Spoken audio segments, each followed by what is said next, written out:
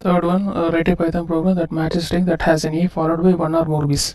Here a followed by one or more b's. Second program is a followed by 0 or more b's. Here a must be contain one b followed by must one b. Okay, a followed by one or more b's here. Okay, so we see how to match that pattern here.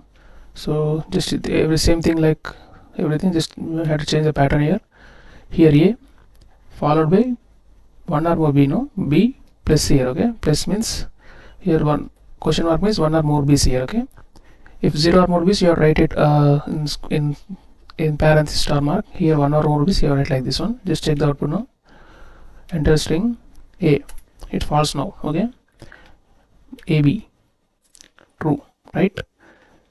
So abc whatever, okay, abc true only, a double b, okay, one or more b's here. Okay, compulsory a start with b here, this one. Okay, this plus means one or more b's here. Question mark plus question mark means one or more, 0 or more, question mark means 0 or more repetitions of this b letter.